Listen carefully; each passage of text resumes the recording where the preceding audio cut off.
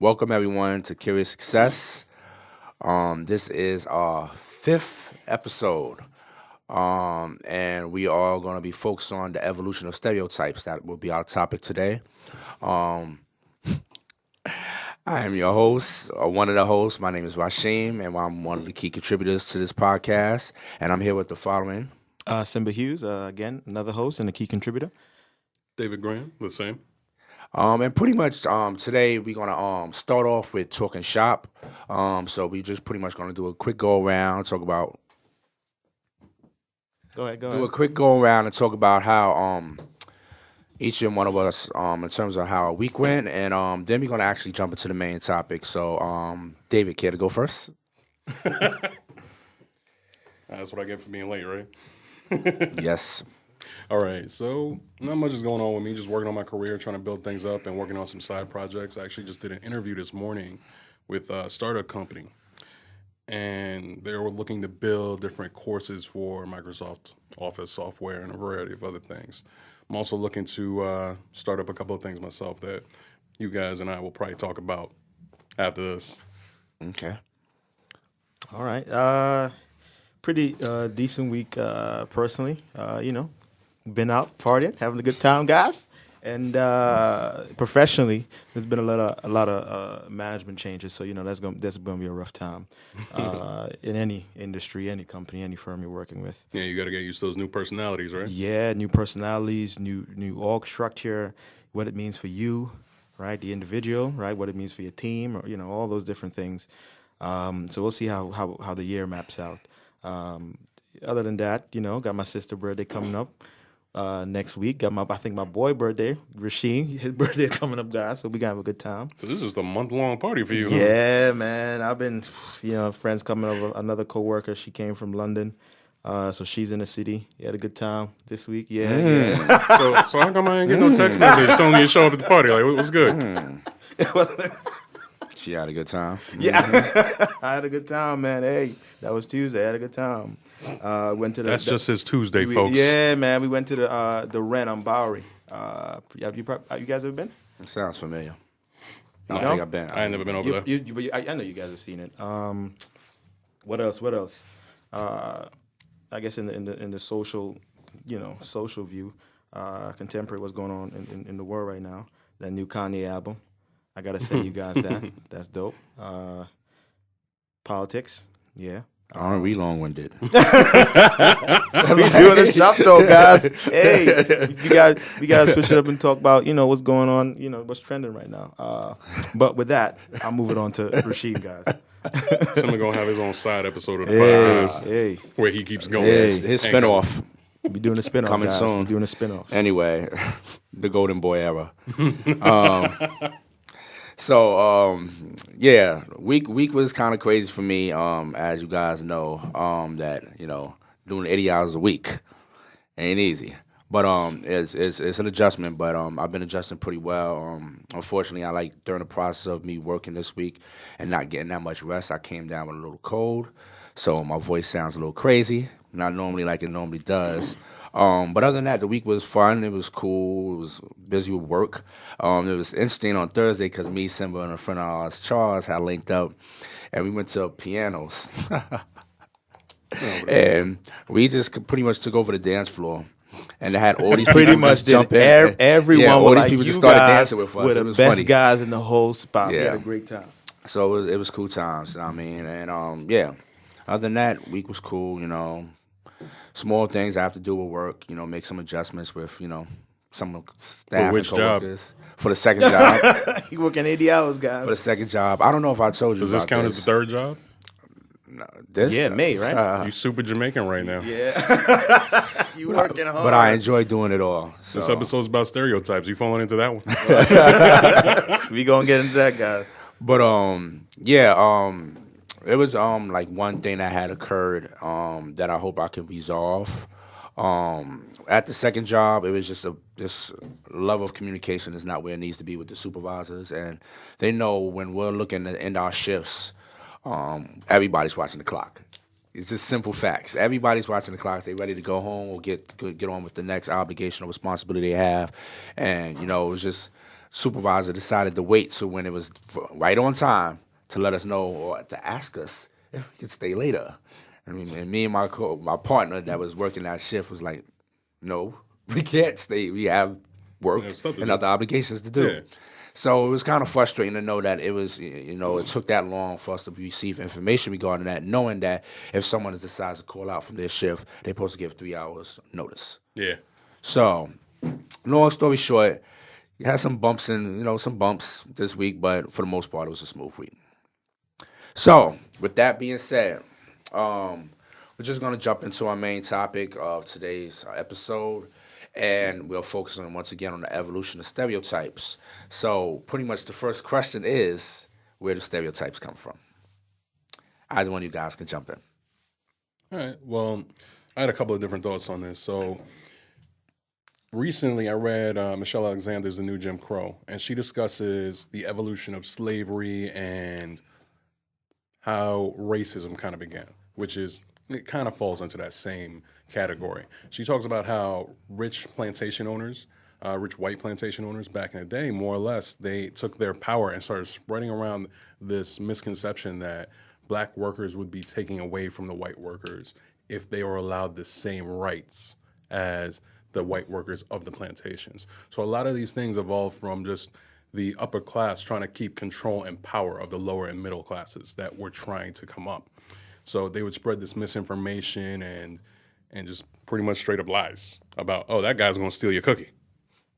So there's stuff like that. But there's also, if you look at the way the human brain is built, we're built to create these what are called schema, or groups of information about things that we see consistently. So to a degree, it's natural for us to come up with these kind of operating procedures in our minds so that we could survive. Our bodies and our brains evolved this way and we're built this way.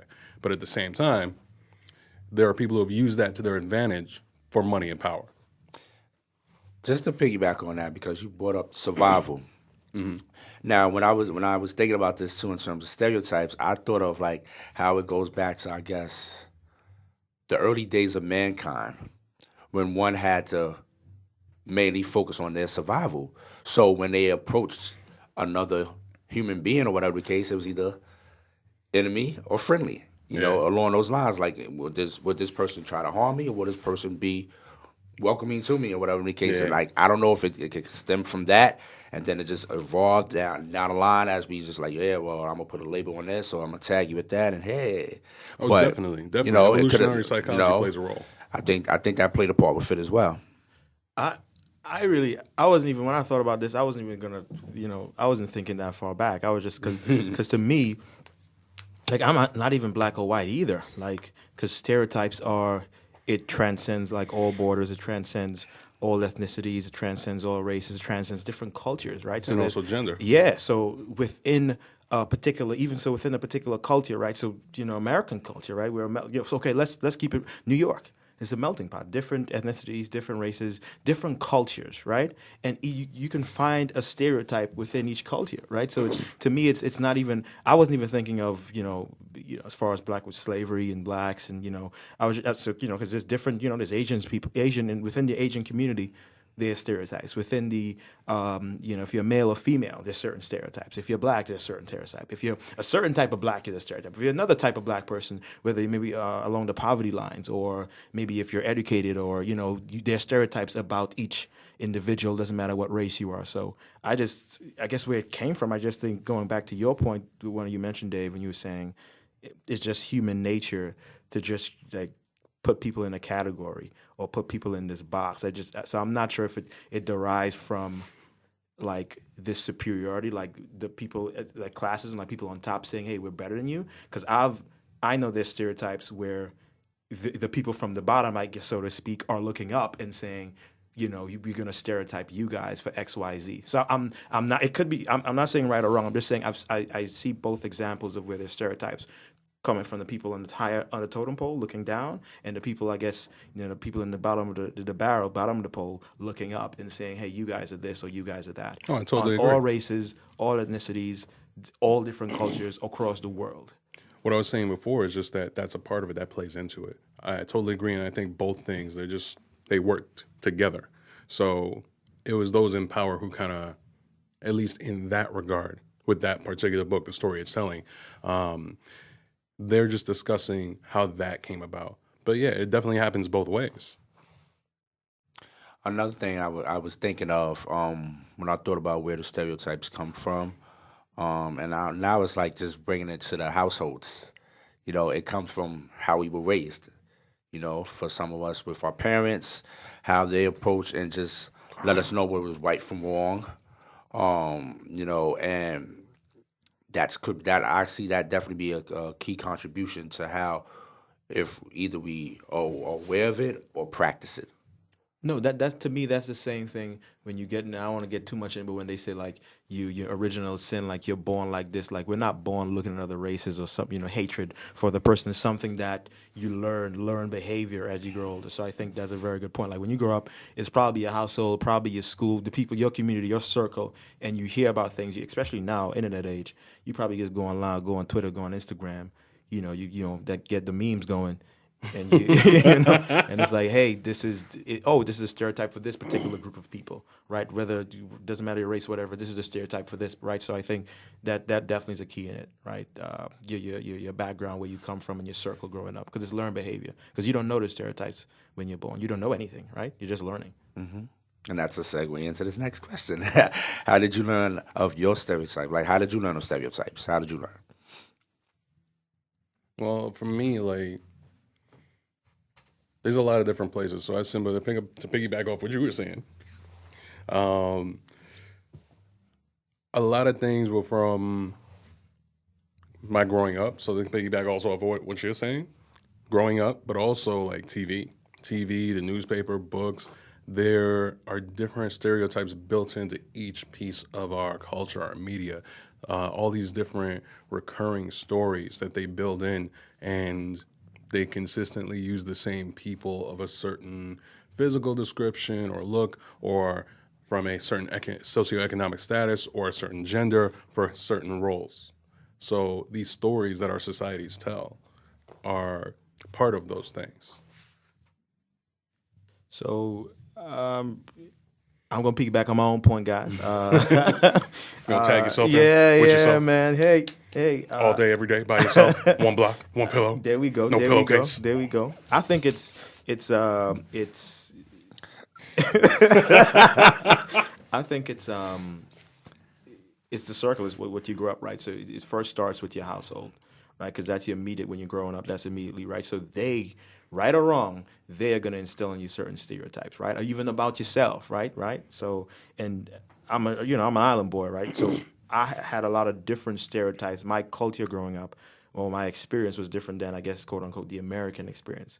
So I had a lot of different stereotypes growing up, right? How your own race and your own people and versus what going on in America, going on the TV, on the radio, right? All that programming, different stuff like that. And then I migrated over here, and I'm hearing a whole bunch of different stereotypes as well, like that, from an American standpoint, right? But I definitely think it starts from home. Then it delves into, especially now in this age, the Twitter, the Instagram, Facebook, the Snapchat. You get it from that too, right? So it's probably more. It's just like the world is flat, right? So everybody. No. So what? So No. Like, wait, what? Sorry, I started laughing because when you said that, I thought back to within the last month, the hip hop artist B.O.B. came out on Twitter and said the world is flat. Him guys, and Neil deGrasse Tyson were battling back and forth on Twitter about this. Guys, I ain't B.O.B. I don't know what's going on with him right now. He probably ain't sent a lot of albums, but I don't literally mean the world is flat. I meant from a technology standpoint, globalization standpoint. I can't remember the guy's name, but he's a New York Times author. He had a book about it, right? The world is flat, globalization. So it talks about just being able to communicate if you're in America, if you're in the Caribbean, if you're in Asia. So kind of like a straight line point A to point B kind of exactly thing. Like being able, just like how people talk about the hip hop scene in New York or in America, it's regionless now, right? Because I could listen to listen to a particular type of music in the South or on the West Coast, you had to go on radio or you had to travel there. Now I could just go on the internet and I can listen to everything, right? So I think by people using social media, growing up now, right? I look at my niece. She has that, tablets and stuff like that. She could go online and she could know what's going on in New York City or Los Angeles, and she's never even been there, right? And see, she could learn stereotypes. So her mom is not telling her, her father is not telling her, her uncle, myself, we're not telling her. She's getting it totally from people across the country. So I think that is definitely a different age now. But it starts from home, and then it's your community, and obviously television, media, et cetera, et cetera. I think one of like the key factors in how I learned about stereotypes was definitely from my friends. We had so many multiple conversations, hanging out with one another, and I think when you get to the stage where you snapping, you dissing one another, you telling jokes. Dozens. Your mama's so fat, this What? And and now that's on the social media. Yeah, like that's on I feel like Instagram and that played a major part when me growing up, and how I learned about different things from going to the store, and we go to the Arab store, and we weren't calling the Arab guys Habibs or whatever be the case, which is could probably be considered prejudice. But it was along the lines where it was like, okay, we go in the Arab store, whatever the case, and who knows, the guy probably wasn't even Arab.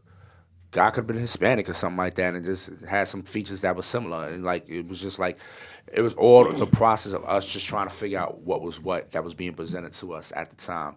And I know it was definitely coming from some form of ignorance because we didn't know. It wasn't like we was taking the time like, who is this guy that's selling me these cookies right now, or this piece of candy, or whatever the case, So it was just really funny because I think that was it was probably one of the most entertaining parts, I think, of learning of different stereotypes, was learning from our friends, and just based on the level of ignorance that they had at the time because they didn't know any better. Yeah. And it was just came across that way. But it did show me a lot because as I got older, I was able to determine and discern different things and see what they were instead of what I perceived them to be at that time. So that was good. Next question. Are all stereotypes wrong? Why or why not? That's a very good question. I'll be honest with you guys. There are some stereotypes where there's some truth to it. Like it's bad to generalize a group, but I think not all, but there are definitely some stereotypes when people create them. They create them because they actually see it. It's there's some truth behind it's it, right? Their experience. Yeah, it's their experience, and I think what ends up happening is it becomes an experience when a lot of people are in the vicinity of that, maybe that particular culture, those type of people, that's the experience that they're used to, right? So I think there is some truth to it. So I guess it's 50-50 for me. Because on one side, I see it could be very dangerous, where if someone had a really bad experience, they're going to say, okay, that's their stereotype. And they're going to, among their circle, they're going to, just as you were saying when you were a kid, I'm going to tell that to my friends. And they probably don't even have to experience it. They're just going to run with it, right? And then on the good side, I won't say it's right, but I'll bring in this. There's a movie, a George Clooney movie called Up in the Air, I think it was, when he had to travel and basically tell people they're fired. And this other actress, beautiful woman, I can't remember her name. And it starts when he goes into the airport and he's breaking down stereotypes, right? If you travel a lot, he walks into the airport and he's like, you see those Asian guys over there?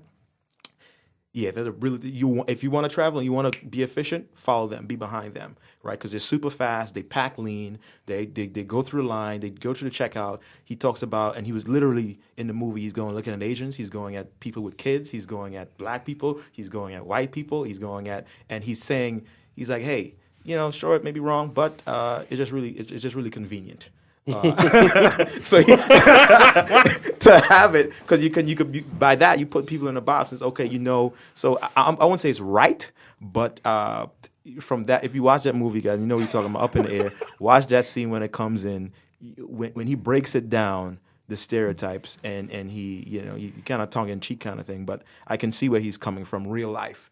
Because it's definitely a lot. It's wrong, I guess, in that sense. The difference between theory and practice. Correct. But it's definitely wrong in a sense where when you're trying to practice it. But I can see from the movie, it's tongue in cheek, where it's a lot easier and more convenient if you were to break it down like that, right? Tunnel vision kind of thing is bad, but it's like, oh, this, so I'll go right. So, but 50, I guess 50-50, because there are some times where I've had experienced a stereotype and it was right.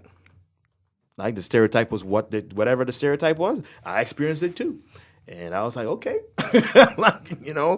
this stereotype may be real. I guess for me it is because everyone's saying it and I experience it, right? So I guess I'm a little bit on both sides of the fence on that one.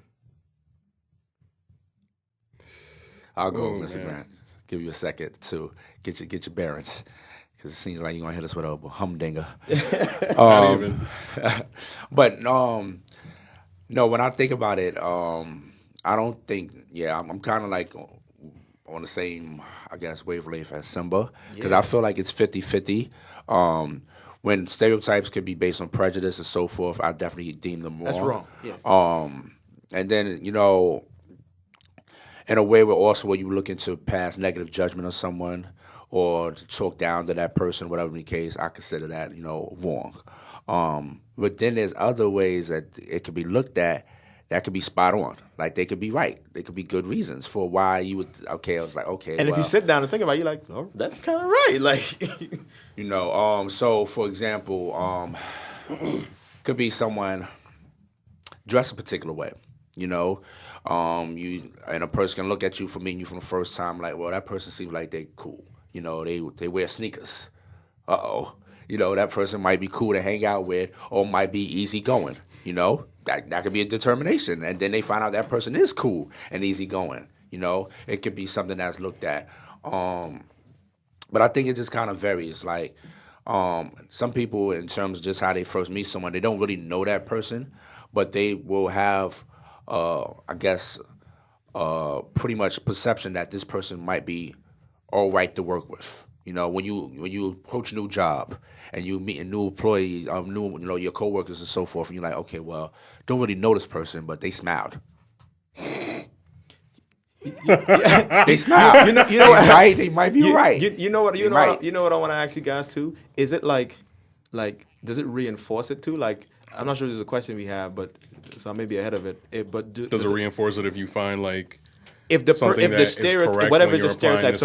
So I went out, and the girl, coworker, she's in London, but she came to New York for training, and we were in a cab, and she's like, I didn't know she smoked, and she's like, she's born and raised in London, and she's like, well, it's something that Europeans do, right? Mm-hmm. I'm not sure if that's true or not, right? I think I heard it, but I'm not sure. But does it help it out if a European born and raised tells you, oh yeah, that's true? Like, well, they reinforce a stereotype? There's a specific set of words for that. It's called confirmation bias. So when you're researching something or you're trying to figure something out and you find things that support your theory, or you're going out of your way to find things that support your theory, that all falls under that confirmation bias. So if, let's say... Yeah, but I didn't know she was the one. I was like, oh, I didn't know you smoked. She said, oh, yeah, we all do. Like, all your parents do. And that's confirmation bias. So from her point of view, this is normal to her, and she's reinforcing... Yeah, this is what it is. This is that stereotype, and yes, this happens. When in actuality, you're probably going to find a bunch of people who don't smoke over there, too. Sure, yeah, sure. And that's reality. Sure. But you also have to take into consideration the law and the culture over there and how it is. So I guess taking a step backwards and going back to the question, I don't think all stereotypes are right, but I do work with a framework in my head of, all right, I know this person comes from this culture. I try to get as much information as I can to try and understand them and where they're coming from. So speaking to what you're talking about, that would be the laws over there allow you to smoke in like public areas and things like that, last I remember. And that's been that way for a long time. So it's always been this perception that's been passed over here that was okay, especially when about in the last 10, 15 years, I think all our laws have switched over to, nah, you can't. Or at least in New York predominantly, nah, you can't smoke inside. It's going to hurt other people. No, you can't. Yeah, you can't smoke inside anymore. We just got a law at our firm where they're saying now, I think there's a law. Where are you from? You have to smoke. Let them know. No. Rep your city. No. Now they're saying, and I think a lot of people are going to adopt it now, where they tell you can't smoke inside, you got to smoke outside, but it has to be a certain number of feet. Now they're saying that you got to be like way away from the actual building. Like, you got to go super far away. Oh, where's this at? Huh?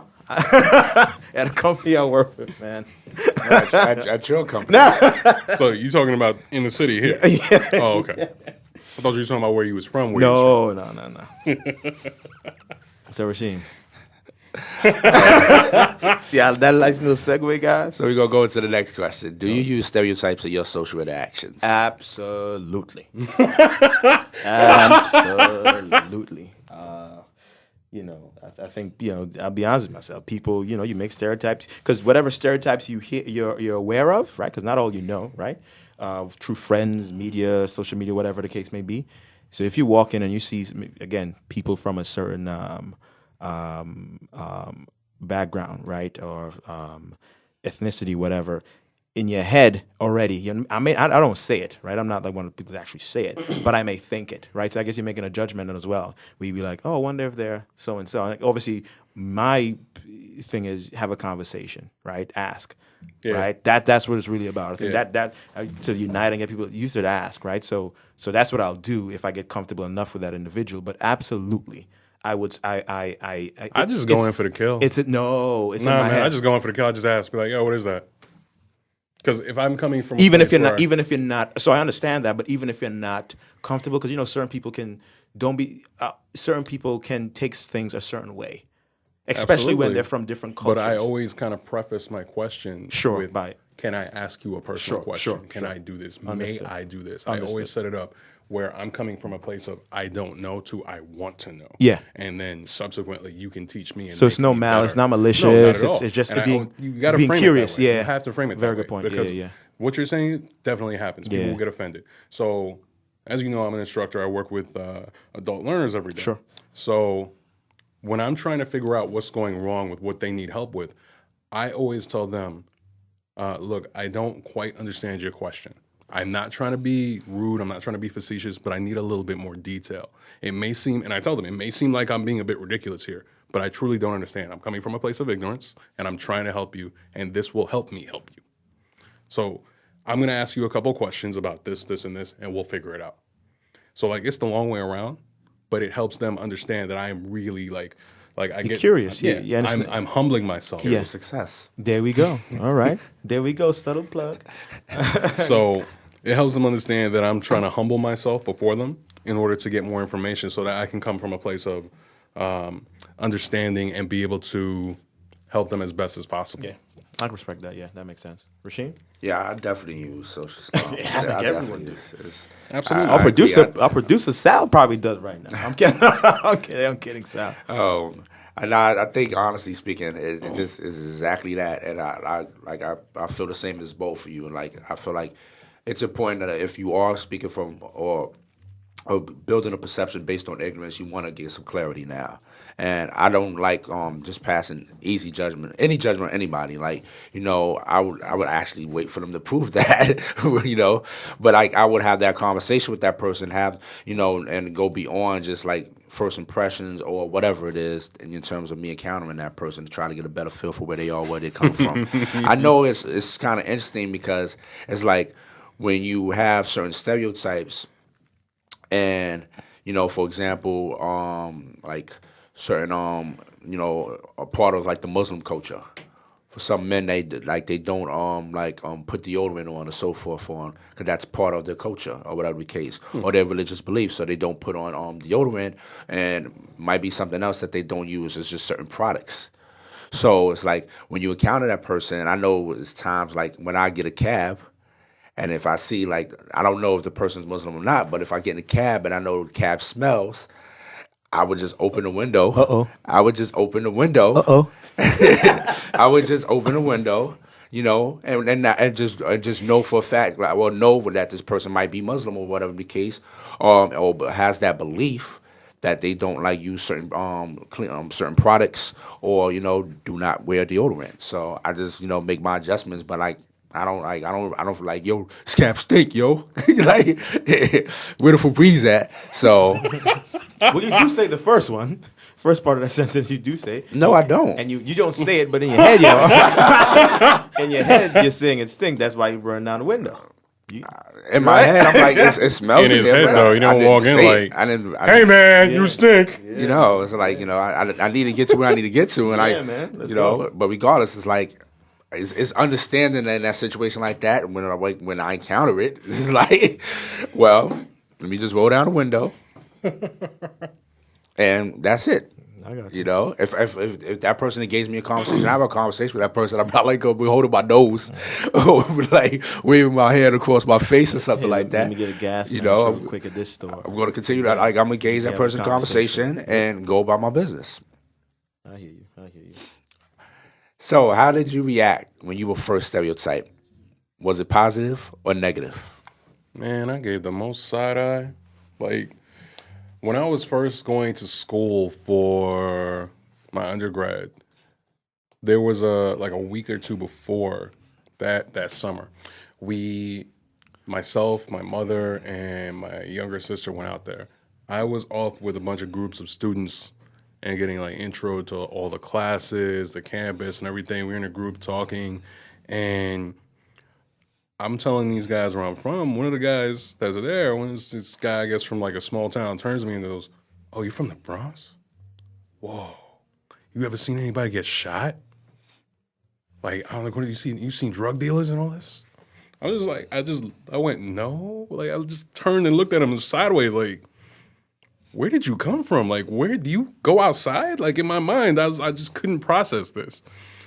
And it's only recently that I'm starting to understand how much all these television shows, magazines, rap videos, all this false sense of image of people from New York City, black people in particular, that people are fed, that they think this is reality. Yeah, and you know what's interesting? It's someone's experience that may or may not have happened to, and you know, a friend of a friend, or maybe a household, or the media, or whatever, whatever form of it, and that person probably has probably never been there, right? So they're just going on hearsay. Oh, this is what I hear. This is what I see. This is what I know. I'm going on, you know, maybe on the internet. Maybe it wasn't big back then, but I'm going and I'm saying, hey, okay, this is what it is now. That's reality to them, right? So perception is their reality. So they're, when they hear that, that's immediately what they're saying. Oh, this person's from the Bronx, so that means they're from this particular environment, and there's shootings and there's killings, and it's really bad, and that's not the truth, right? With me, I was thinking about that when Dave was speaking. I think it was two. At least what I can remember was, again, in the household. So I remember. And this goes back to, right, so I'm an island boy, right? So this goes back to something bad, but like, I'm black, African American, right, guy, right? But I think I remember He's copywritten Allen Boy too. I remember my mom, saying stereotypes about black people. Like, bad thing, and you don't want. You don't. I remember that my mom saying, "Oh, you don't want to be like." So again, it's really bad, right? Because that you're saying bad things about your own race, right? But I remember she was vividly saying a lot of bad things, like, hey, you don't want to end up like so and so, you want to end up in this, and and when I think about it now and growing up, I'm like, yeah, that's bad. That's that you don't want to hear that, but again, that's what you hear from home. And the second thing I remember, right? So this is when your friends in school. So where I grew up, I think in my dad's time, it was like a really nice neighborhood. Like in my parents' generation, it was a really nice generation, really nice neighborhood. The whole generation? And so I literally remember telling, certain people, you tell them where you're from. Oh, where you from? Oh, just people here say the boroughs, or, then they say the different areas. But there you just say the name of the area, right? And I remember people saying, oh, because of that, your family got money, or you're rich. And then it turned into, oh, you're weak, you're a sucker, you're not tough, you had it easy, because they're saying that the stereotypes of people. You a house. Yeah, well, they didn't say that. The N word wasn't prevalent in. No, it wasn't. That's America. Yeah, and so they're stereotyping and saying, because we perceive you, because you live in a certain area, we think you have a certain amount of money, and as a result of that, what our stereotype is, those type of people are usually XYZ. So a lot of, and I remember it affected me where people would ask me where I'm from, and I'll just say, so it would be an equivalent of you guys, someone saying up here, where you from? I just say Brooklyn. You say it like that? No, I don't say it like, but I'll say like back home. You say that with pride. Brooklyn. But Home that's Biggie the and Jay-Z. Oh, there we go. But that's the equivalent like back home. What I would say. So instead of saying like like I guess Brooklyn like Cobble Hill and Park Slope and Brooklyn Heights, like nice areas in Brooklyn. I guess quote unquote as far as the rent and all But instead of saying the name of the area that I'm from, I usually just say Brooklyn, and because I know if I were to say it, people would then be like, oh. Okay, and some people would have the balls to say it, actually come out with the stereotype, and some people would be like you, a few of them, and would be like, okay, well, are you? And I'd be like, no, I'm not rich. I just so happen to live in that area. But those are the two experiences I remember. But you're doing all right, right? Huh? I'm doing all right. You getting money? All right. You got your own podcast. I know what? I know about that, guys. I know about that. You got your own podcast with two co-hosts. Put this together. I'm struggling to pay this guy. I know. Ladies, single. Simba is single. Oh man, I know you talking about. Well, no, I am single. That is true. I am single. But all that money talk. I like how you didn't deny that part though. Yeah, wrong guy. Wrong guy. I ain't got money. Nah. Wrong guy. So it's kind of funny because I know what you talking about. My example is kind of I got speaking. checking and a saving. That Kevin Hall. My bad. Go ahead, Rasheem. Now Go see ahead. where your account is set up. Yeah, there we go. Go ahead, Rasheem. Let me take off my phone, guys. Go ahead. You good? Yeah, go ahead. All right. So, kind of like piggybacking off of David's experience, I think where I felt it the worst was when I was in high school. I think I was in like the 9th or 10th grade, and I was with a group of my friends coming from school, and always before we get on the train, we hang out, we crack jokes, whatever the case. We probably listen to a little music in the train station while we waiting for the train, and the police came and approached us. So they told us, all of us get on the wall. And me, it was not only because I was looking at it from that aspect of how they were looking at us, because they saw a group of black children, or like black youth. How many guys? It would be altogether we was probably like maybe 9 or 10 of us. Okay. But it was young men and young women all together. Okay. So we all was hanging out as we were waiting for the train to go home. And so they came and approached us, and not only was I feeling stereotyped at that point, because it was like, I felt stereotyped at that point, but I also felt that all police were bad.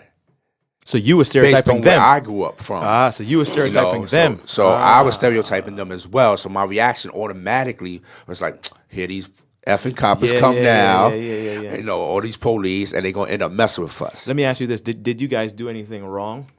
I'll be honest with you. I'm asking we did not do. do it. We did not do. You see, We did not do. We did not do anything you wrong. did something wrong.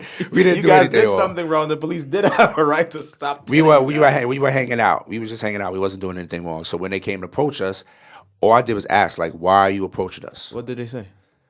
F the F up. Yo, shut up. We heard you was involved in this incident or this occurrence, whatever the case. And I kept asking them, like, what, like, why are you arresting me for? Like, because the guy was roughing me up. I was getting roughed up. So. By asking questions? Yes. Oh, my God. So he's like, shut up. Shut the F up. Get on the floor. Get on the wall. Blue, blue, blue. Wow. So during the process, I think it was the last question I had asked. Because, like, you keep talking, I'm going to put you on the floor. That last question I asked, he put me on the floor, and he cocked his head back and did like some jujitsu poke in the eye, and he poked me in my eye. Wow. A jujitsu? Wow. He came for some jujitsu thing or whatever he did, but he poked me in my eye. Mm-hmm. Hold on. Because this is what's going on in the climate right now. So I'm going to ask this, because were the cops Caucasian?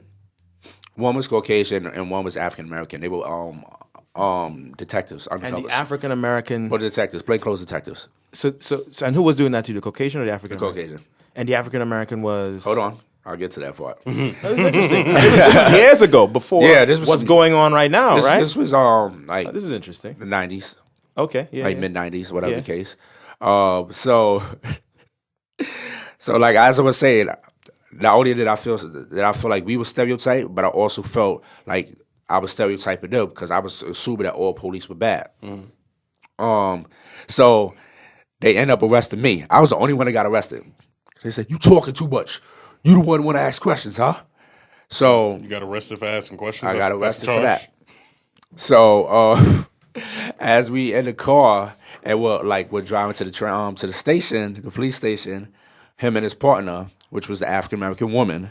Oh, woman. Okay. African American woman said, "You got a smart mouth. We're gonna take you to the docks and we're gonna fuck you up." And I was like, "Whoa!"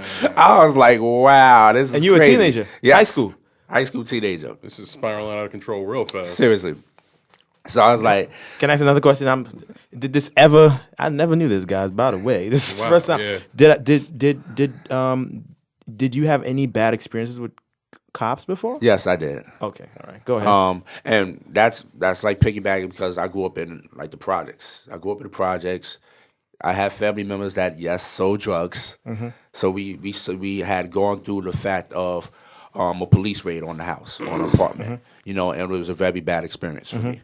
And it's just been multiple occasions, police coming in and arrested other people or other friends of mine as I was growing up. So these are things that I saw that I just never looked at them. And you probably had your own your bad experience. You probably had, and obviously your people around you, but you also had an experience to turn into that stereotype of all cops are bad. Yeah, right. At that point in time, a youngster, that's what you had growing up too. And then when I had the example of like, okay, I was assuming because she was African American or had the same complexion as I, and it was a woman. That she would be a little bit more sympathetic to like, oh, like, you know what, he's young, he doesn't know any better. Yes, yeah. It's like, but the way she came across was just as aggressive as her partner.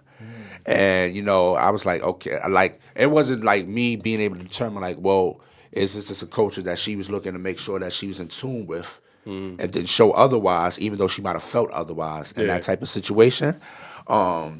But yeah, it was really like one of those funny and interesting stories because as I was getting arrested, I really looked like I was like the young riffraff. So that was another thing I was thinking about too. It was like how the perception is that these young youth that's around and they hanging out, they making a lot of noise. Yeah, that's one of the terms that they would quote probably unquote call what, like thugs. Yeah, the young thugs or the riffraff, thug, or whatever. Young Thundercats causing all these problems. Yeah. So they actually take me to the police station and put me in the holding pen, and they don't say anything else to me after that. And it was funny that the end part of the story was really funny because there was a lady that lived in my neighborhood, and she used to boost clothes, which is still clothes from like clothing stores and stuff like that, and just sell it in the neighborhood. And she was a crackhead. So she used to do this, right, and do all that boosting, whatever the case. And I didn't buy clothes from her, but I know people bought clothes from her, right? Disclaimer, guys. Disclaimer. But it was funny because as I get put in a pen and like I'm mad, I'm confused and trying to figure out what's going on. Who's in the pen next to me? Her, and she's saying, "Hey." So it was. So this ain't helping your credibility at all.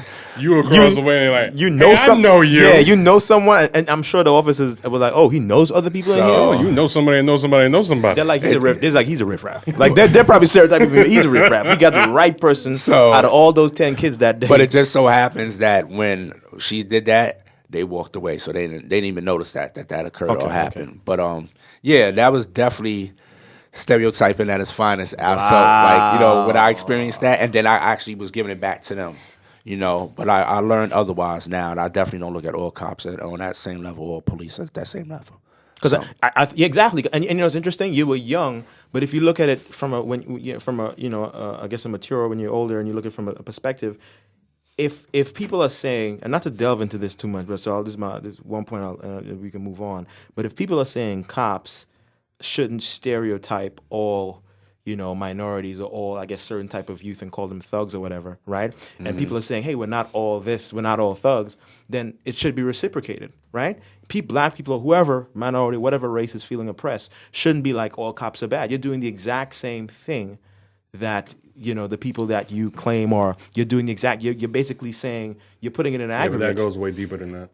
Because you have to look at, for example, a lot of these cops are saying that we're not all bad.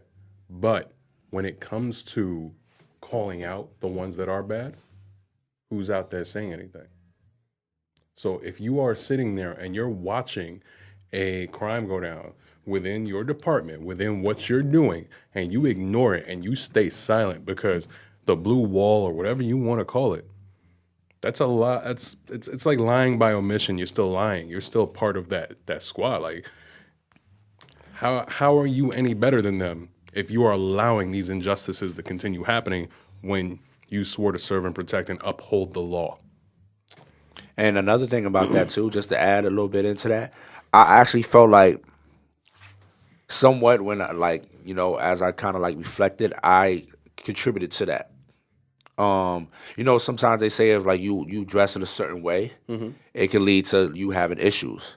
And I don't know if it was just a phase. It was just a phase, I don't know if you want to call it the goth phase because I was dressed in all black and black, whatever be the case, you know what I mean? And I was carrying myself a certain way based on just how I was learning within my environment, So I never considered myself to be a punk, but I also looked at the music and so forth as like inspiration for me to feel like, oh well, I'm not gonna let the police come and approach me and not come Any back. type of way, yeah. So I'm gonna beat on my chest too. You want to beat on your chest, and I'm gonna beat on my chest. What you think about that? And I know my reaction to them wasn't the best based off of that as well. Correct. Yeah, by you doing that, they're like, okay, well. But I wasn't being disrespectful. In that sense, I was asking, why are you doing this? And I kept asking questions. That was the main thing. I felt like you didn't have no right just to automatically approach us and just start pretty much roughing us up. Okay, got you. Are stereotypes fixed? What do you When mean you say by that, what do you mean by that? Yeah. Can they change? Can a perception change off of? Well, I think we talked about this a couple episodes back when we were talking about nerd culture, and we were talking about how the word has evolved from a negative to a positive, and now everybody's trying to jump on that bandwagon of I'm a nerd, I'm a nerd, and they're trying to get that positive connotation now that comes with being an expert of something, because that term now means you are really well studied in one particular subject or field. So when I'm talking to people, I find that they will now shout out, so to speak, what they're nerdy in as like something to a DHV or demonstration of higher value. Whereas back in the day, no, you ain't doing that. You yeah, ain't saying exactly, that. ain't nobody claiming that. Yep. So, they're definitely not fixed, but it does take a lot of work for that perception and culture to flip. And you have to see a lot of those positive things presented in culture where whoever is that stereotype, you have to have almost an equal amount, if not more, positive things that happen around that stereotype, that word, or whatever else it is. So I didn't even know how to answer the question. And once you brought that up, I was like, that is actually true. Like that nerd stereotype, I still even to this. Well, I don't think it's changed fully because I know still some people use it in the term that it was used way back when. But generally speaking, yes, it has changed, right? And that took years. If you understand like how long that took years, and different people, and what you were saying, it takes more of the positive side, Absolutely, to tell everyone, hey, this stereotype is not true anymore. You guys, it's no longer what you guys thought it used to be, right? So, and the nerd, people, Steve Jobs and the Bill Gates, all those, the Silicon Valley, all the media, Big Bang Theory with Sheldon and all, like all those things now are. that TV show is terrible. I know, but it's That's your opinion, brother. But That's your opinion. But just like it's the biggest show on television, I believe, if I'm not mistaken. I don't know about all that. No, it is. CBS, like I think regular network program is like one of the, if not the biggest, is definitely top. Okay, stay focused. But I'm gonna have to show you later why I hate that show. It's fine. But no, I agree. I don't think it's fixed. But I do think if you need to change it, it's going to take years, especially if it's something pretty substantial. Like it's it's going to take years of work to get people to say otherwise. Going back to what I was saying before about the whole Michelle Alexander thing, more or less, you have these rich plantation owners producing propaganda. This is propaganda and mental conditioning the people who were not in a position to know better or learn better. And they use this to condition the masses in order to get them on their side, to keep themselves in power. So to add to what you're saying, yeah, you have to put out, like I said, equal if not more to contradict all these other things. Because if you look at the black man in society almost the world over, it's hard to not be perceived with all these stereotypes no matter where you go in this world. And it was something I was thinking about and actually discussing with two friends of my girlfriend last night. We were out, and these two guys are from the UK, and they were asking me, they were talking about racism, stereotypes, and various other things. And what came up recently is walking around Times Square, which seems like a really simple thing, not just Times Square, but just in New York City in general. And we were talking about the perception of bodies in space and how people move around. So one thing that I told them that irks me a lot is that oftentimes people will walk into me, and it's obvious that you can see me. I'm usually carrying really huge bags with me. This guy walks around. And I'm 6'2", and I'm 240 pounds. I'm more or less a giant black guy. You cannot not see me. So for people to walk into me is either A, you do not know how to walk correctly, B, you are incredibly stupid, which is a possibility, and I'm not going to write off, but it's highly unlikely that you're that stupid that you're just going, I'm just going to keep walking this way. And you can't just take a sidestep to the right when there's ample room. Do you think they're distracted? It's sometimes that they're distracted, and I see it.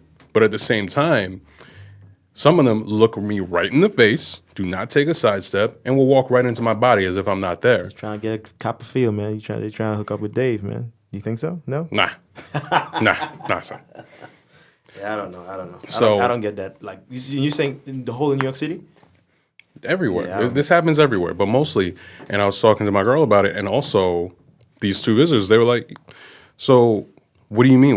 Why is that such an issue? And I go, because it's a disrespect of the value of my body in that space. To disregard that I exist is such a huge thing.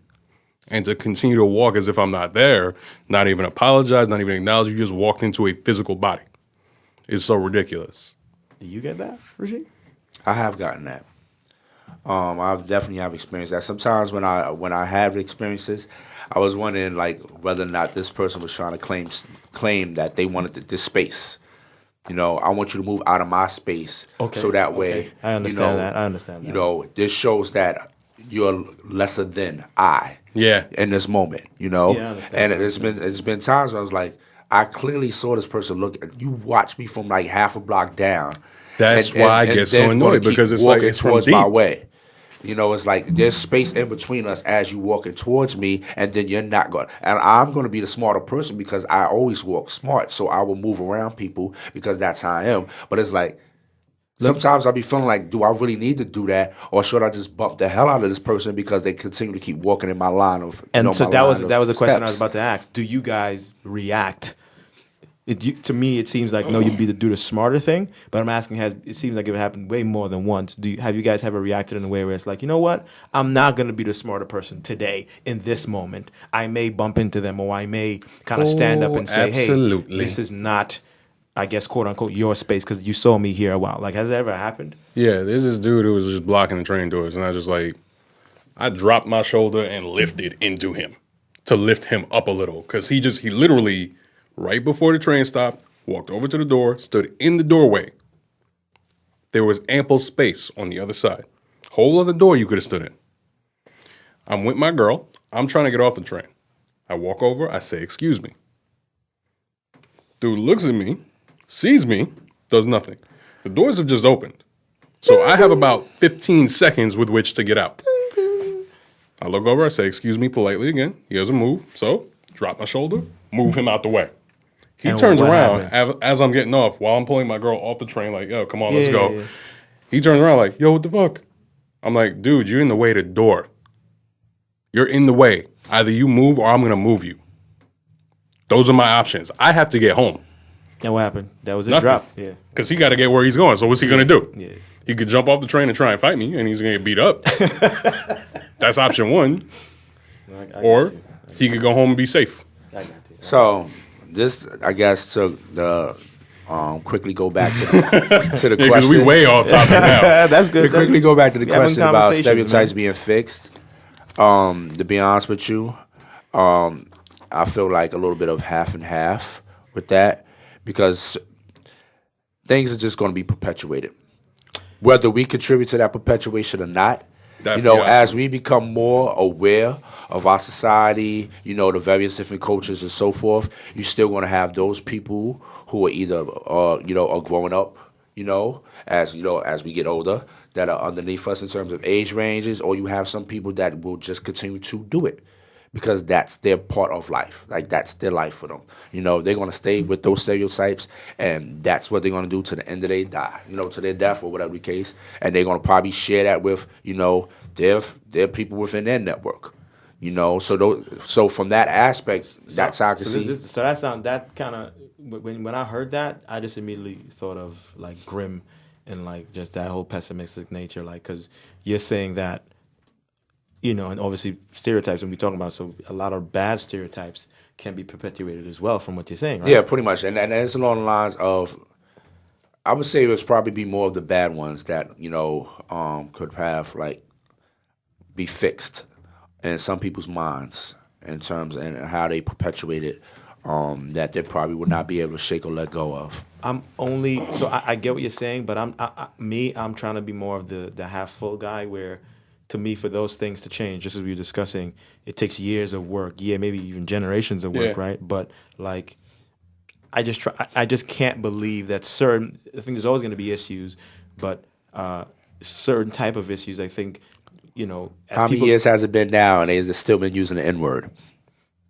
I don't want to go into that, but I think the only I think the reason why that has been who's been using the N word? Black people. They Just people in general. general. Like, I that's think, like, and I'm gonna get a lot of slack for it, but I think the reason why that's been perpetuated is mostly because of black people using it. I disagree.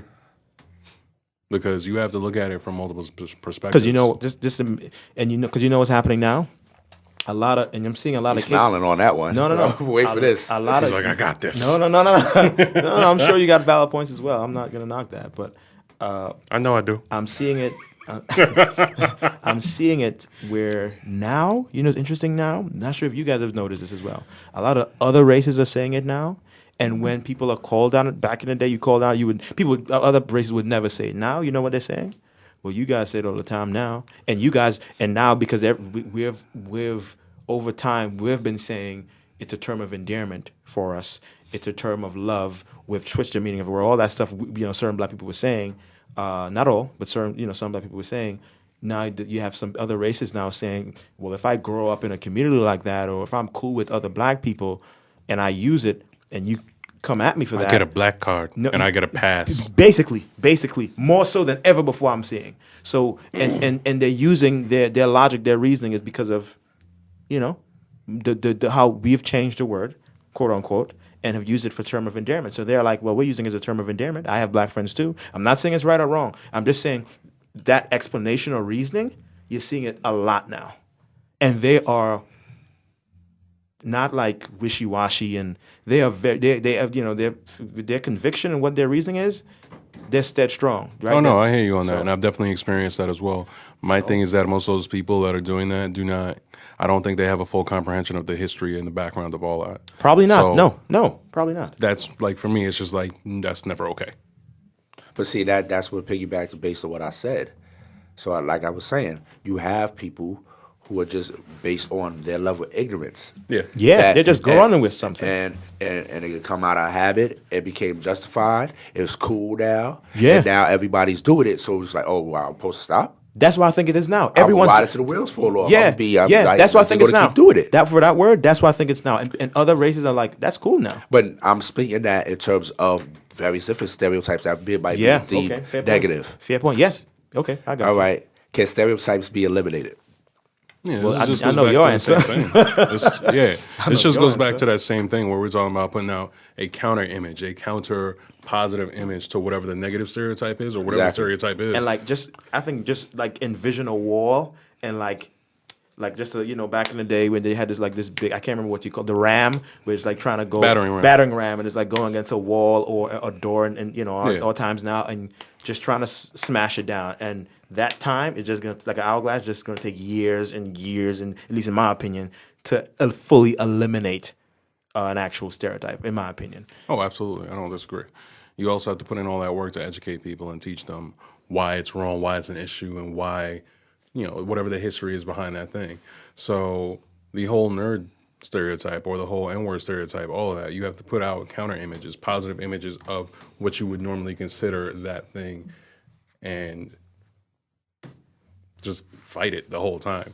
So I know I spend a lot of time on social media. I just get into arguments with people like, yo, you don't know the history of that. You should look at this, this, and this. And I just have a lot of discussions with people. I definitely appreciate that. Not just talking down or saying someone's wrong, but saying, hey, you're wrong. But here's information where you can learn. And so I would say, so it's like, I don't think you know the full story. So your statement could be wrong, or your opinion may be skewed. Yeah. But you know what? Here's some more information for us to have a better conversation. You know what's funny about that? So it's not just full dismissal. It's not at all. That's why I appreciate But a lot of that. people actually get offended when I tell them this. It's weird. It's really weird. A lot of people get offended when I try and bring them. I'm like, yo, you're not in this position to say this. Trust me, I've studied up on this. You may want to look at this. I don't know why they'll have in that moment. I think it's ego. In that moment, ego, yes. Yeah. But then to me, I'll personally sit back and you know what? No, that literally happened to me yesterday. Right, there was an issue with one of my friend's cousin, and the Olympics and stuff like that. And I made a comment, and he's like, "Did you read up on the stuff that I sent?" He sent up a whole bunch of links, and because I was at work, so I was just literally running through it, and he was like, "Then read it, and then come back to me." And I was like, "You know what? You're right. You're absolutely right. I didn't read it enough, and I can't be coming. I'm saying crap. I'm saying BS, and I didn't even read what you did to get the full picture." So I totally get that. Yeah, and I agree with both of you guys. And honestly speaking, I do feel like I don't think stereotypes can be completely eliminated, but I know in terms of my perception, and if they were negative perceptions that I had from when I grew up or so forth, that has changed. That has changed for me, where it's like I don't feel like I perpetuate that or contribute to that, and where I actually try to enlighten or, enlighten myself, but also be conscious of how I'm sharing information based on those stereotypes nowadays that is for the positive. Let me ask you this question. If you're saying growing, you're adult, you're mature, whatever, you can look back on those moments and you can say, hey, you know what? I don't look at, so now you can say, I don't look at cops as all bad. Right, based upon your experience and stuff like that. Even though when you were growing up, you had a certain environment that you were around, right? But now you're up, you're older, life experience. You're like, you know what? That's not how it is. I know not all cops are bad. So you've kind of evolved. You've changed. Didn't you eliminate your stereotype? Yes, to a certain extent, right? Yes. So this is why. So let me challenge you then. If you changed and you were part of an environment, not only you, but all your friends, family, whatever, and you were able to come out of that and eliminate that stereotype and say, you know what, that's not right. That's all cops are not bad. Like there are some good cops. Don't you think that? Hold on though, like the way you're defining that, you're talking about one individual case versus the world. Exactly, and that's what I'm coming to. That's what I'm saying.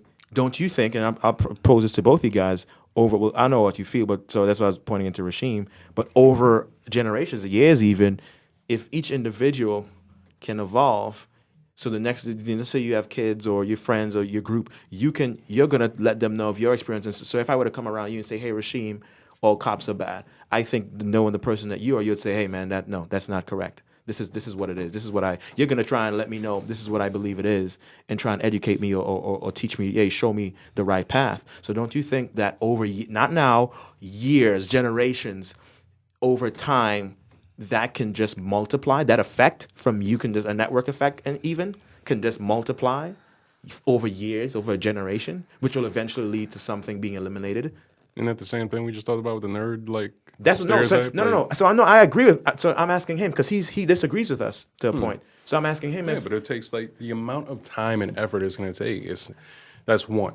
I know. But two is also there are always going to be ignorant people who don't know it. No, that's what I'm saying. There are always going to be issues, but I'm asking him because we agree. I believe it can be eliminated after years. He doesn't. He's saying I don't believe it can be to a certain It extent. really can't though. Like you yourself just said, I agree. There will always be issues, and that's exactly what we're talking about.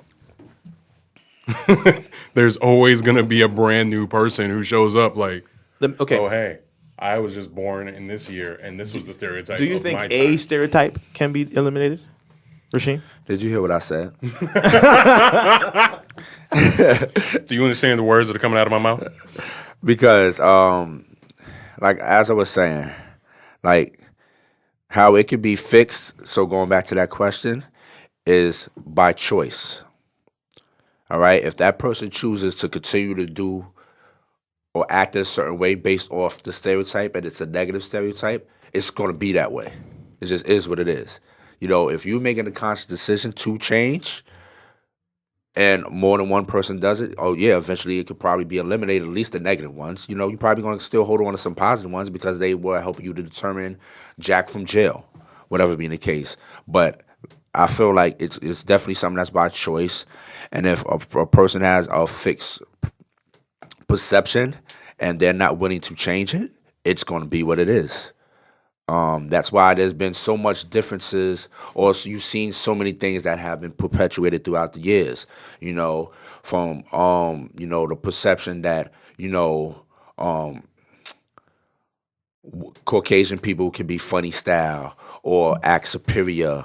Wow, matter of fact, go to the blatant ones, like, all black people like fried chicken, eat watermelon, drink Kool-Aid, Listen, if you don't like fried chicken and watermelon, there's something wrong with you. That stuff is delicious. So I'm disclaimer. So I don't not fit that stereotype because I don't even eat chicken. I don't even eat meat. Yeah, and that's why we know something's wrong with you. Or the other one, all tall black men play basketball. Yeah. Yeah. People are like, you're wasting your talent because you're super tall. Why you're not? I've definitely heard that. You're right. Or the automatic assumption because you're African American or whatever the case, you know every hip hop song. Yeah. I've seen that. You're correct. Yeah, I've definitely seen that stereotype. In reality, yeah. I got stereotyped when I was at karaoke, and I didn't know the words for some rap song. I was like, I don't know that. Rasheem, but you are. Yeah. And they didn't want to say, but you're black. Yeah. But it was one of those experiences. Talk about it. I got stereotyped at a house party, and hip hop. I think hip hop music or some type of music was playing, and people were like, "Oh, I think I was the only black guy there," and they were like, "Why aren't you dancing?" I'm like, because I'm drinking wine. I want to sit down and talk with my girl, You were drinking wine, eating some cheese? Nah. Wine, cheese, and crackers? Nah, it was also, I just had beers and wine and some other... I'm too classy for this. No. I'm a classic, man. Word. As I sip from my goblet. No. But you said wine, beer. That was the vibe. Come on, man. That was the vibe. And some hip hop music comes on, the vibe is you have a glass of wine. That was your vibe and your side of the room. Exactly, yeah. I was chilling. I was chilling out, and everybody else had a Heineken and was dancing. No. Oh, they were looking so stereotyping me. They were stereotyping the hell out of you. Nah, it wasn't even like that. But he basically was like the same, just along the lines. Oh, you're not gonna dance? Then I think she said, "Oh, you're not black." Because you ain't dancing. I said, what? I'm like, so why aren't you dancing? And she just mumbled along some kind of thing. So I've done those kind of I've definitely experienced those kind of things every once in a while. But that's just giving some examples, man, and we know those examples are out there. Period. Watermelon, the hot sauce in the bag. Beyonce had a new song, Formation. She talked about that. So, what does stereotypes have to do with race or prejudice? Well, I think I touched on this before already. A lot of the racial and prejudice things that I've seen or that I've read about and that I've researched about, like in the New Jim Crow by Michelle Alexander or Black Wall Street, all these things stem from either socioeconomic status or disparities in power. So a lot of that is a part of control or a system of control in order to keep people in their place or to regulate people who were at a lower socioeconomic status and keep them under control so that they could not amass power through either knowledge or through saving their money or whatever the case may be. Same here. I had nothing to say. You hit it on the nail on the head right there. Yeah, let's go for it. Are all black men angry? What you talking about, man? Dave is. You did not sound angry. Yeah, that was nice. Terrible. I have like no anger in my heart whatsoever. I just like I can't do it. No.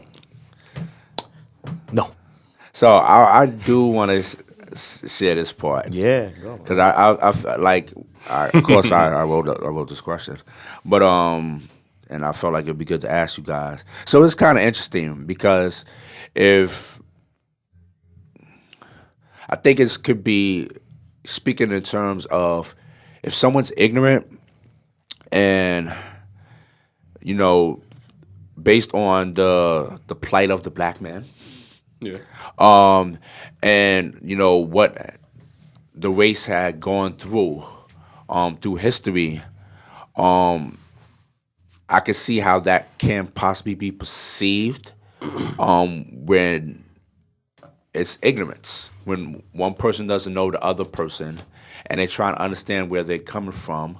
But also, I felt like I've seen that when even when I talk to certain youth that have African American descent, and they seem very angry, as if they experienced that personally themselves when they didn't.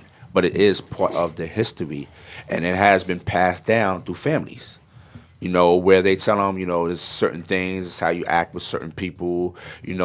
Before I was a part of like a bigger, broader network of individuals, I used to have a lot of stereotypes and ways that I had looked at other individuals outside of my race. And, I felt like, when I was younger, I was kind of mad. Because I was just not understanding, like, why did I grow up in the projects? Oh. Why did we have to be in this position where there wasn't that much opportunities at the time for us? But also I wasn't looking at the time of how I can make the changes. It was more as like kind of like being complacent with what was going on because that's all I pretty much knew at the time. But I don't feel like all black men are angry. I feel, and I kind of still feel that way, that I feel like a lot of times, even though like I've, broadened my network, connected with a lot of people throughout the years, I still feel there are times that as a black man, I can be misperceived. Where do you think that comes from? But, that comes from the history standpoint, or does that come from? I think it comes from stereotypes. Okay. I think it comes from how that person grew up and the stereotypes that they learned or aware of, and if they practice some of them still, whatever the case, or if they eliminate some of them, it's like it comes from that. Like I feel like that leads to some misperceptions that I may feel this way, I may carry myself this way, or whatever being the case. So and part of me, like just in a bigger picture, like. You mentioned black men, but like black woman, white man, Asian man, Asian woman. I think we all come in with different stereotypes. We may not come out and say it, but we all come in with different stereotypes. And to me, I think I mentioned this earlier, and we all agreed. Just conversation needs to happen. So you're talking about your experience, and you felt that way. Well, people, you just need to have a conversation, and I think you're a good. To me, it's like you're a good person. So if you speak with someone, you have a conversation. Oh, well, you know what? What I was thinking before, that's not true about this guy. He's actually X, Y, Z. So you're coming in, what you had, that's gone. Because now I had a conversation with you, and now I understand you. Because I think other people may feel that about certain black men, as you mentioned, as you gave an example. But I think people also feel that way about a white man or an Asian man or a man from a different continent, from Africa or from Europe or whatever, right? Because they're different cultures, right? And so there's different conversations. And let me just piggyback off of that just a little bit more, because now I think the opinion has broadened. So even though I said there's a misperception, it doesn't really have to be based also on it's not just looked at, okay, I'm a black man, but also it's based on, I guess, for lack of a better term or word, is like, you getting money or you not getting money. Like, what are you representing? Like, do you are you successful in life? Oh, so Or status or and classism, the social like, status. yeah. Yeah. So I think that's, Well, that's looked different, at. though. I think, but that's something I feel like can be tied in and can be interwoven. In Okay. terms of the perception of like, okay, well, at this stage and so forth, where you should be at in terms of your status, like how does that fall in line? So that could be something that like can lead to the misperceptions as well. But yeah, granted, I definitely agree with you. It's like it's about having those conversations and having a constant conversation. Yeah. Because that's the only way it's going to be a change in terms of the perception. Absolutely. That's part of why I just asked the question. I just walk up and be like, yo, what is this about? What is that about? And try and figure it out. Yeah. What are your thoughts on the term second-class citizens? A lot of things come to mind when you say that. So, like, there have been so many different types of fear-mongering in this country over the last hundreds and hundreds of years. So you had people who would come over here and try and find a better life, and those people included the Irish, the Europeans who first came over, and various other cultures. And oftentimes there would be some kind of stereotype surrounding them that would label them as lower value citizens or not even citizens at all. Like, I believe the Irish used to be called WAPs, or without papers. They would not have their citizenship papers, and that would be an issue. Or also, I think, if I remember correctly, the same was attributed to those people that are Italian that would come over and try to find better lives for their families and whatnot. Yeah. And, On the boat by Financial District area. And there was Yeah, a yeah. huge Yeah, thing about that. Yeah, absolutely, yeah. One of the things I've been seeing on social media a lot lately are all the different Chinese not apply, Italian need not apply, Irish need not apply signs that used to be up in the 30s, 40s, 50s, etc.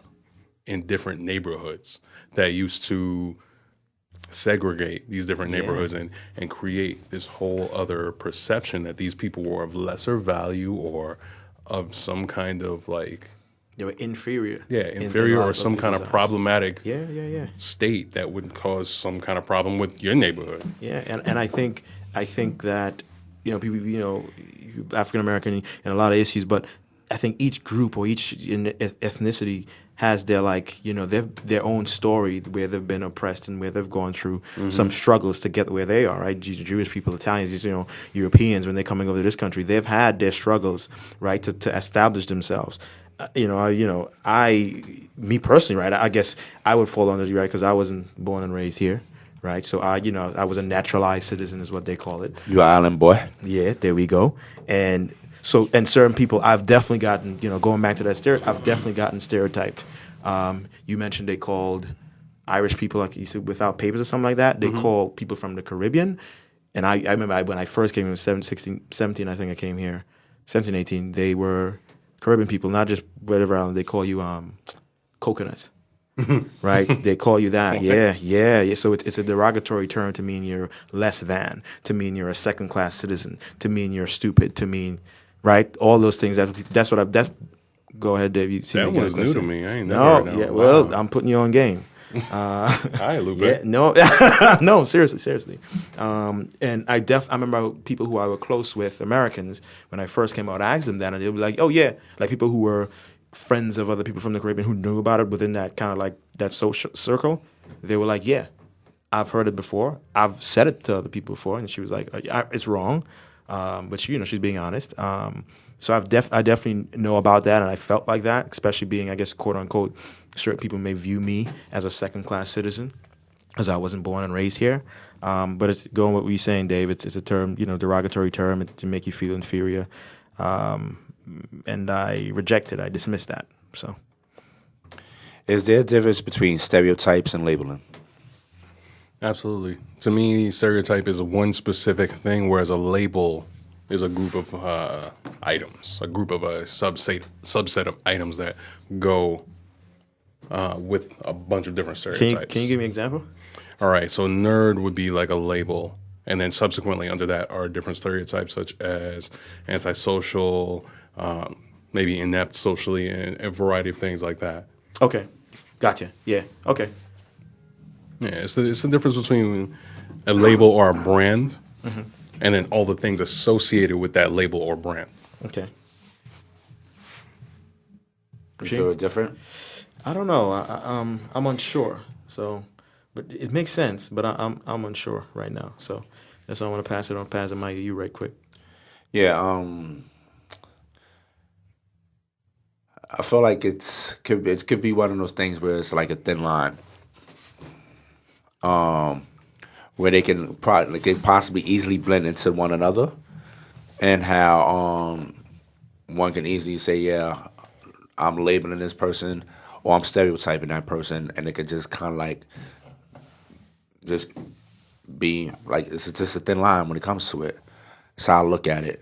It kind of varies, like, but I feel like sometimes when a person may not even be aware if they are stereotyping or they're labeling, and it could come across that way where it's like, oh yeah, I feel this way about this particular person or this particular individual, whatever the case, and they could be labeling that person or stereotyping. So, it's something that I feel like I need to do more research on to get a better perception of it. Yeah. So yeah, that's how I feel. Most definitely. Like a lot of people, to talk more about to speak more on what you're talking about, a lot of people are unaware that they're stereotyping or labeling and whatnot. And you have to catch them in that moment when they're doing it in order to do the education on it. So I remember. That's a very good point. Yeah, you absolutely have to do that. That's a very good point. It's taken a lot for me to sit and read and do all these things and catch a lot of things that I did not realize that I was doing myself. Yeah. And slowly start to kind of deconstruct them and work them out of my system. I remember one day at work that 3 of my clients were in a room. There used to be a jobs program attached to my job. So the department would have their clients come over and do job searches and whatnot. 3 of the clients took it upon themselves to talk about LGBT clients, and they were saying things like, oh, it's just not right, these people are this or that. And funny enough, all these clients happen to be black. And I, like, in my mind, I wanted to just laugh at this because it was like, now, there are so many stereotypes and labels that have been put on us historically, and you're sitting here doing the exact same thing. So one of the other clients, who happens to be an LGBT woman, she was trying to defend that group. And she was like, well, why would you say that? Why would you do that? I was like, yo, hold on, I got this. So I explained to them, I'm like, all right, so put yourself in the same exact situation. Let's say some people over here are saying these things about black people. How would you feel? How would you feel about them saying, oh, they're this, they're that, all the exact same things you said? You wouldn't feel very good, would you? I think that the old adage where the people say hurt people. Absolutely. Like, it's absolutely true. The oppressed, so you're oppressed, so you feel hurt. So therefore, sometimes subconscious, they're just doing it. And they don't know any better. Until you call them out and you let them know. So Exactly. that's why that was a very good point, because I was thinking about my own experiences and when people would, when you do certain things and you're not aware of what you're doing, and then when someone brings it up, you're like, you're talking garbage. And then, but if you bring it up, a lot of people, when you bring it up when it's actually happening, say, hey, hold on, did you? And I think about it and I'd be like, yeah, you're right. You have to catch them in the And act. I've done that to other people, and they'll smart, and they're like, you're right, and you make sense. And they put it like this: it's just really hard to get out of that web when you catch them. Because if you don't do it, it's going to be pretty hard for them to understand that what they were saying and the stereotypes that they were continuing to perpetuate. So I totally agree with that. Yeah. So 2 things you said: hurt people. Mm-hmm. To unbox that a bit more, I find that the negative relationships we create as young people, maybe as we're growing up as children, whatever hurt we get from that, we kind of use to frame our world. And what was the other thing you said? You definitely have to catch them in the act, and you have to explain to them and show them what they're doing. You got to do like a side-by-side comparison. Yeah. and show them that it mirrors up. Yeah. And I think most people, not all, because some people are just assholes, but most people, Most definitely. I think would be able to be like, you know what, you're right, my bad, I'll try it, right? I think that's what needs to be done, right? Just conversation and let people know, hey, this is what needs to happen. So, Well, that's part of why, like, when I'm on social media, I try to make everything, like, I'll post something and it'll be ridiculous and funny, maybe based on a stereotype, and I'll make a joke about it because of how stupid it is. And other people might comment and say, oh, that's true. And I'll go, no. And I'll have to, like, give a blow-by-blow description of why it is. You have to have those conversations. Yeah. So it's definitely important. You're absolutely right. I agree.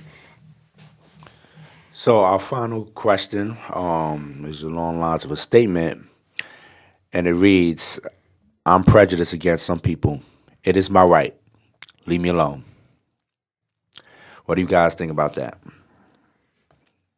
I think that's foolish. I think that's being unaware. I think that's in a sense perpetuating that. I think going to the point where you said, David, when you're talking about the cops who were not saying anything and and they're continuing to that issue, that problem. Right. I just think you're prejudiced. It's kind of like you're being a particular group or to a person, whatever. That's wrong. And if you're a good person, you should understand that what you're doing is wrong, and you shouldn't just. It's not your right to. Well, you can have an opinion, but you should know that. But that's being based on what your experience, or I guess not your experience, something that you heard. So if I encountered if I encountered a person who said something like that, I'll be really turned off. And then the second thing I want to do, and again you have to gauge, certain people are just assholes, as I said. But the second thing I would want to do is to educate, to try and tell this person, ask his questions and have the conversation. Why do you feel that way?